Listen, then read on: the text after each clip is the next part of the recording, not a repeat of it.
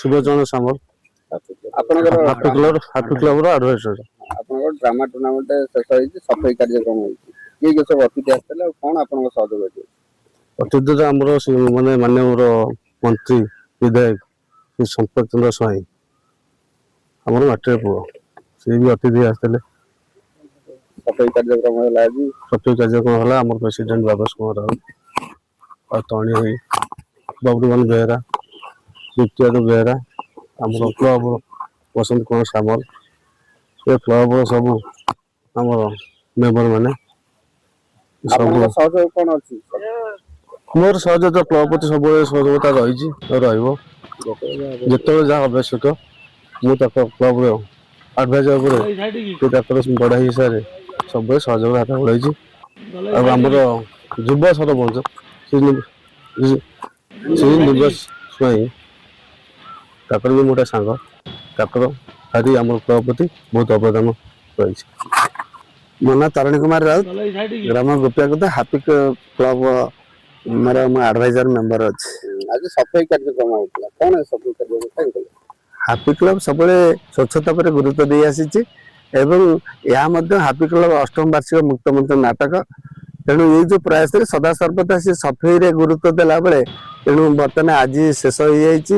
24 ତାରିଖ ଶେଷ ହେଲା ପରେ ଯୋଉ ସଫେଇ କାର୍ଯ୍ୟ ଦୀର୍ଘ 5 ଦିନ କାଳ ଯୋଉ ଅଳିଆ ଆବର୍ଜନା ଥିଲା, ତାହା କିଭଳି ଭାବରେ ପରିଷ୍କାର ପରିଚ୍ଛନ୍ନ ହବ ଏବଂ ନିଜ ପୂର୍ବ କଥାଟାକୁ ବଜେଇ ରଖିବ, ତେଣୁ ସେ କାର୍ଯ୍ୟକ୍ରମ ଆଜି ସମାପନ କରିଛି।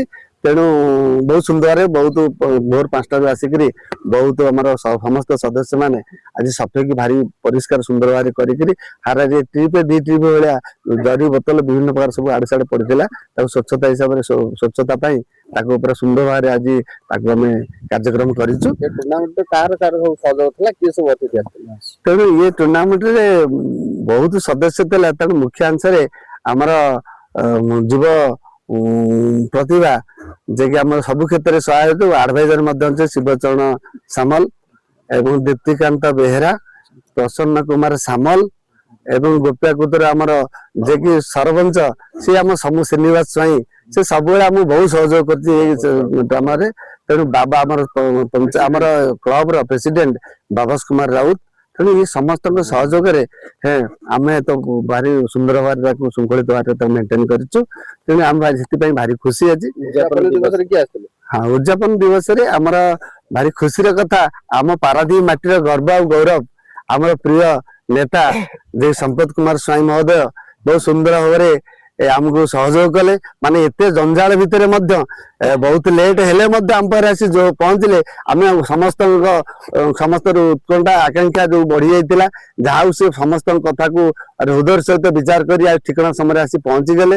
ଆମକୁ ଭାରି ଖୁସି ଲାଗିଲା, ବହୁତ ଆନନ୍ଦ ମିଳିଲା। ଉକ୍ତ ମଞ୍ଚରେ ମଧ୍ୟ ଆଉ ଅନ୍ୟାନ୍ୟ ମାନେ ଅତିଥି ଥିଲେ, ଯେ ପ୍ରହ୍ଲାଦ ଆମର ସେ ଯୋଉ ପ୍ରହ୍ଲାଦ ବେହେରା, ଯେ ଆମ ଏଇ ମାଟିର ପୁଅ, ତେଣୁ ସେ ପାରାଦୀପରେ ତାଙ୍କର ଜନ୍ମ, କିନ୍ତୁ ଏଇ ମାଟି ତାଙ୍କର ଏଇ ଗାଁ ତାଙ୍କର ଏଇ ଗାଁରେ ଜନ୍ମ ସେମାନେ ଥିଲେ। ତେଣୁ ବାସ୍ତବ କଥାରେ ଆଉ ଦ୍ୱିତୀୟତଃ ହଉଛି ଆମର ଜଣେ ଗଭର୍ଣ୍ଣମେଣ୍ଟର ସବ୍ କଲେକ୍ଟର ଏବଂ ସେ ଏଇ ଗାଁର ପୁଅ, ସିଏ ମଧ୍ୟ ଆମ ତ୍ରିଭୁବନ ଜୟସିଂ, ସେ ମଧ୍ୟ ଆମକୁ ବହୁ ଭାବରେ ସାହାଯ୍ୟ କରିଥିଲେ ଏବଂ ତା ସହିତ ଆମର ଆହୁରି ଗୋପୀଆଗତ ଗ୍ରାମରେ ମଧ୍ୟ ଉପସ୍ଥିତ ଥିଲେ।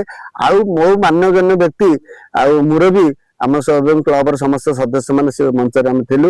ବହୁତ ସୁନ୍ଦର ଭାବରେ ସେ ମଞ୍ଚ ପରିଚାଳନା ହେଇଥିଲା, ବହୁତ ଆନନ୍ଦ ଲାଗିଲା। ଆଉ ସବୁଠୁ ଖୁସିର କଥା, ଆଉ ଆମର ପ୍ରିୟ ନେତା ଯୋଉ କଥା 3ଟି କଥା କହିଥିଲେ, ଯୋଉ ନାଟକକୁ ଆମର କଳାକୁ ଯୋଉ ଗୁରୁତ୍ୱ ଦେଇକିରି ଗଲେ ଆଉ ଶିକ୍ଷା ଦେଇକିରି ଗଲେ, ସବୁଠୁ ମାନେ ଖୁସିର କଥା, ବହୁ ଆଧ୍ୟାତ୍ମିକର କଥା ଏବଂ କଳା କିଭଳି ଭାବରେ ଭାଇଚାରା ଆମ ଭିତରେ ରକ୍ଷା କରେ ସେ କଥା କହିଲେ। ଦେଖନ୍ତୁ, ଭାରି ଖୁସିର କଥା, କାଳିଆପାଟ ଅଞ୍ଚଳକୁ ମୁଁ ବହୁତ ଭଲ ପାଏ, ଯେ କାହିଁକି ନା କାଳିଆପାଟ ଅଞ୍ଚଳ ଏଭଳି ଗୋଟେ ପଞ୍ଚାୟତ, ଗୋପୀଆଗତ ପଞ୍ଚାୟତ, ସେ ବହୁତ ଶୃଙ୍ଖଳିତ। ସେଠି ସରପଞ୍ଚ ମଧ୍ୟ ଜଣେ ଯୁବ ନେତା, ସମାଜସେବୀ ସଦୃଶ ଏବଂ ସରପଞ୍ଚ ଅଧ୍ୟାପତି ଅଛନ୍ତି। ଏବଂ ତତ୍ସହିତ ମାନେ କାଳିଆପାଟରେ ମୋର ମୁଖ୍ୟ କଥା ଏଥି ଭଲ ପାଏ, କାଳିଆପାଟର ଯୋଉ ସ୍ନେହ ଶ୍ରଦ୍ଧା ଏବଂ ତମ ଯୋଉ ଭାଇଚାରା, ଏଥିପାଇଁ ସେ ଭାରି ଖୁସି ହେଇଯାନ୍ତି। ତେଣୁ ବହୁତ ପରିଶ୍ରମ ମଧ୍ୟ ଆମ ସହିତ ଆସି ଯୋଗ ଦେଲେ। ଏଟା ସବୁଠୁ ଆମ ପାଇଁ ବଡ ଆଉ ଗୌରବର କଥା। ନାଟକ ଯୋଉ ମାନେ ତୋରି ପାଇଁ ମା ବନଦୁର୍ଗା ନୂଆବାଲି ସାହି, ଏବଂ ଦ୍ୱିତୀୟଟି ହେଲା ସେ ବହିଟା ନାଁ ହେଲା ଲୁହ ସରିଯିବ, ସେ କ୍ଲବ ଜଗତପୁର ଯାଜପୁର।